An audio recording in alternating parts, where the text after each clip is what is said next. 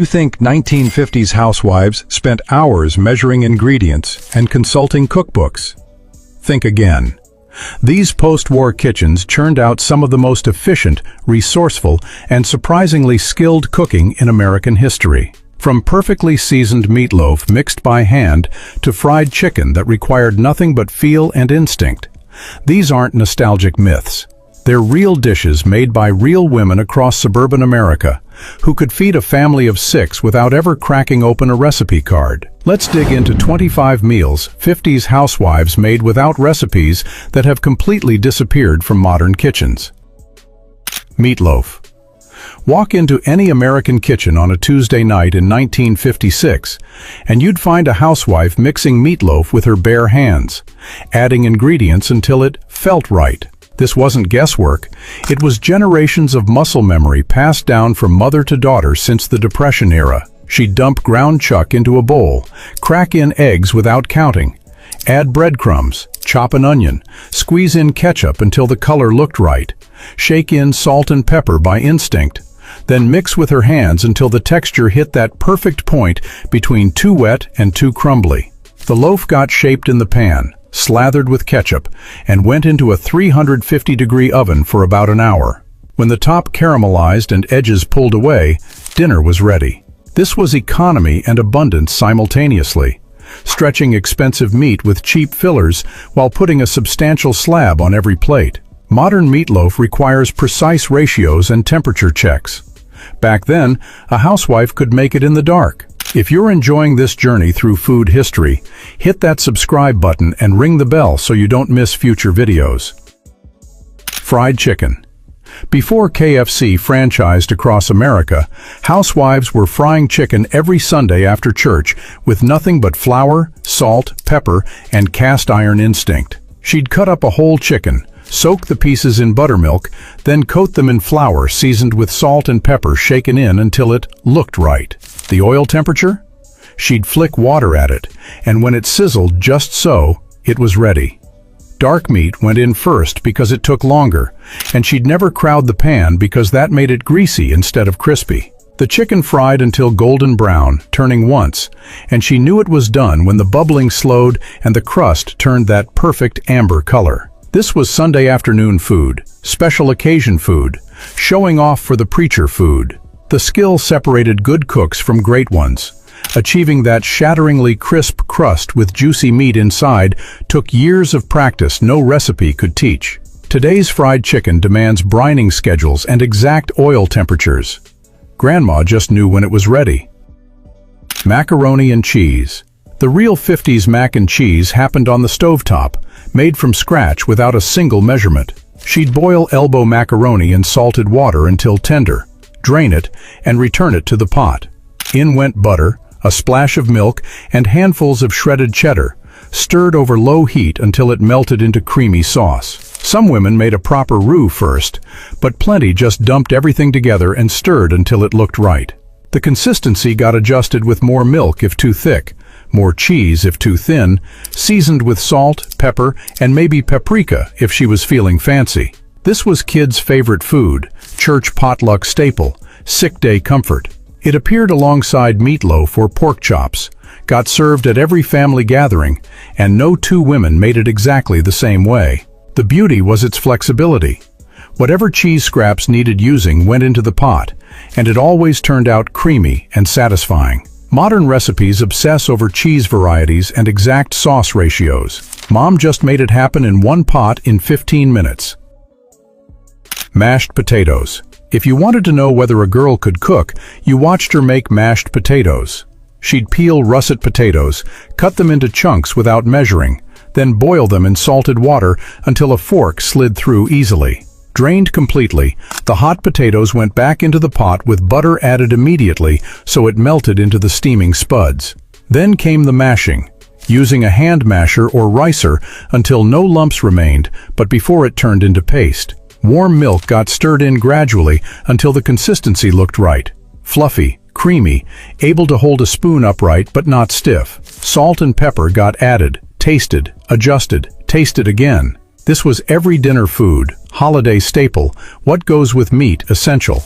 The mashed potatoes showed up next to pot roast, alongside fried chicken, under beef gravy, holding down the plate at Thanksgiving. Learning to make them properly was a rite of passage. Today's recipes specify exact butter-to-potato ratios and warn against overmixing. Back then, your hands just knew when they were perfect. Pot roast. Pot roast proved a housewife could take the cheapest, toughest cut of beef and turn it fork tender through nothing but time, heat, and knowing when to leave well enough alone. She'd buy a chuck roast and sear it first. Flour, salt, and pepper rubbed into the meat, then into a hot Dutch oven with oil until brown and crusty on all sides. Out came the meat. In went roughly chopped onions, carrots, and celery to brown in the drippings. The roast went back in. She'd pour in beef broth or water just enough to come halfway up the meat, lid on, and into a low oven for 3 to 4 hours until the meat fell apart when you looked at it wrong. This was Sunday dinner food, special occasion cooking, the minister's coming over centerpiece. The pot roast meant abundance and skill, taking an inexpensive cut and creating something restaurant-worthy through patience alone. The vegetables cooked in beef juices turned sweet and rich. Modern recipes demand exact cooking times and temperatures. Grandma just knew when the meat was ready by how easily a fork slid in. Green bean casserole. The green bean casserole was invented by Campbell's Test Kitchen in 1955, but within months, housewives had internalized it so completely that nobody needed the recipe on the soup can anymore. She'd dump 2 cans of green beans into a casserole dish, stir in a can of cream of mushroom soup straight without diluting, add a splash of milk if it seemed too thick, season with pepper, and mix it together. On top went crispy fried onions from a can or breadcrumbs mixed with melted butter, and into a 350-degree oven it went until bubbly and golden, about 25 minutes, whenever it looked done. This was holiday food, potluck staple, I need a side dish in 10 minutes solution. The casserole appeared at every Thanksgiving table, every church supper, every family gathering across America. Women could make it blind drunk at midnight because the formula was so simple. The brilliance was its foolproof nature and how it disguised convenience products as home cooking. Today's recipes try to elevate it with fresh ingredients. Back then, it was 3 cans and done. Tuna salad. Before fancy niçoise salads and seared ahi tuna, there was tuna salad, the working woman's lunch, the bridge club sandwich filling, the too-hot-to-cook dinner solution. She'd crack open a can of tuna, drain it well, and dump it into a bowl. In went mayonnaise, enough to bind it together, but not so much it got sloppy. Maybe 2 or 3 big spoonfuls for 1 can. Celery got chopped fine for crunch. Sometimes onion if people liked it. Maybe sweet pickle relish for tang. Everything got stirred together, seasoned with salt and pepper, and tasted repeatedly until the balance hit right. Creamy but not wet. Flavorful but not overwhelming, with enough texture to be interesting. This was ladies' lunch food, summer dinner staple, quick protein for cheap solution. Tuna salad appeared on white bread triangles at bridge games, got served on lettuce leaves for dieters, went into tomatoes for fancy lunches. Every woman made it slightly differently, but the basic formula stayed the same. Modern recipes specify exact mayo to tuna ratios and fancy add-ins. Mom just mixed until it tasted like tuna salad should. Grilled cheese sandwiches. This was the first thing mothers taught daughters. The lunch husbands could make themselves. The comfort food that required exactly 3 ingredients and 0 measuring. She'd heat a cast iron skillet over medium heat and butter 2 slices of white bread on one side each. One slice went butter side down in the pan, American cheese slices went on top. Then the second bread slice went on top. These were real meals made by real families. From split-level houses in Ohio to ranch homes in California, dinner had to make sense during one of the most economically challenging decades in modern American history. Inflation was rising, gas was scarce, budgets were tight. Families sat down to hearty, filling meals night after night.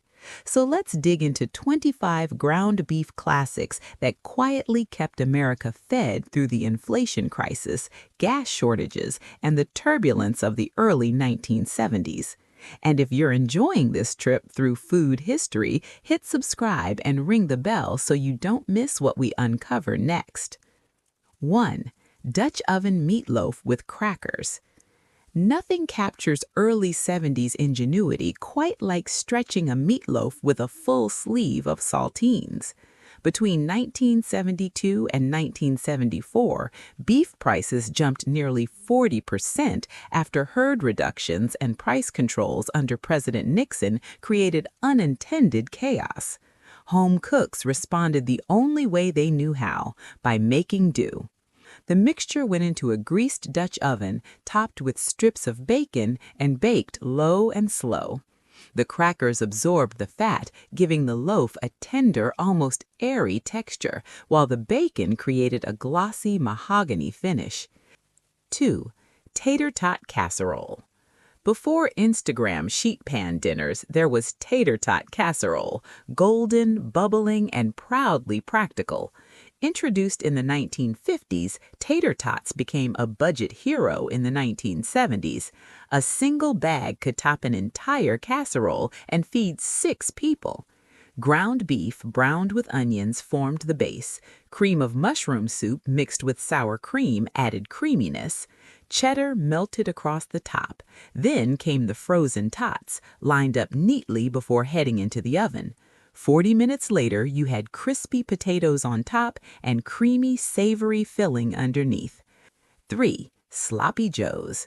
Sloppy Joes hit their cultural peak in the early 70s. With 1 pound of ground beef and an inexpensive can of sauce, dinner was handled. Brown the beef, stir in the sauce, simmer, and pile it high onto soft white buns. Sweet, tangy, and unapologetically messy, it was kid favorite and parent lifesaver. No complicated prep, no expensive ingredients, just working class fuel served in front of the television. 4. Beef tacos. The early 70s marked America's first big mainstream embrace of Tex-Mex flavors. Taco kits made exotic food feel accessible. Ground beef simmered with a seasoning packet became the filling for crispy corn shells, topped with lettuce, tomatoes, cheddar, and sour cream. Were they authentic? Not even close, but they were a gateway, an introduction to flavors beyond meat and potatoes. Taco night felt adventurous without being risky. 5. Beef paprikash. Hungarian immigrants brought paprikash to the Midwest long before the 70s, but during tight economic times, ground beef replaced pricier cuts. Onions, sweet paprika, broth, and sour cream created a rich, brick-red sauce poured over egg noodles. It was comforting, deeply flavorful, and budget-conscious, an old-world dish adapted to new-world realities. 6. Stuffed cabbage rolls. Known as golapki or dolted kapusta, stuffed cabbage rolls became Sunday staples in working-class neighborhoods.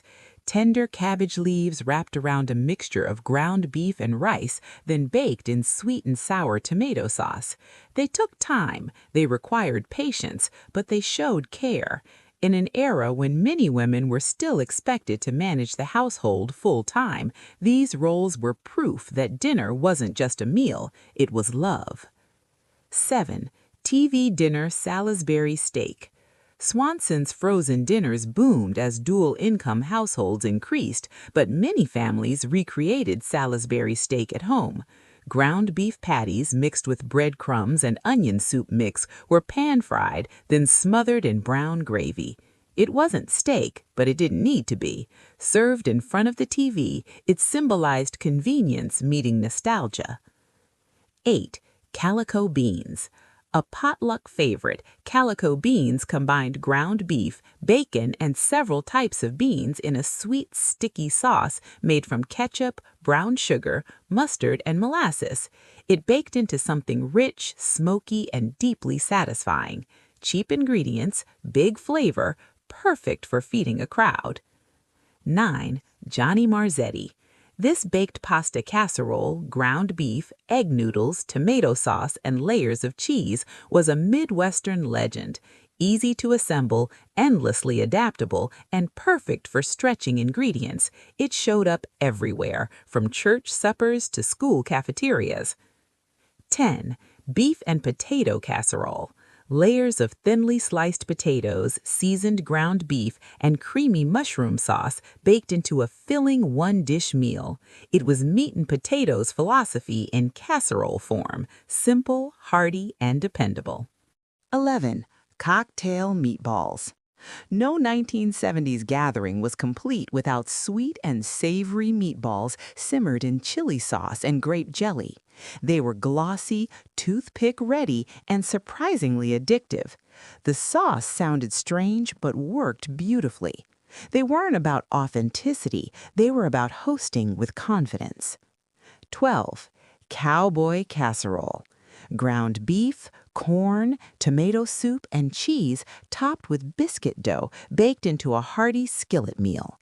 It was bold, filling, and built for hungry families who valued substance over presentation. 13. Beef and rice skillet.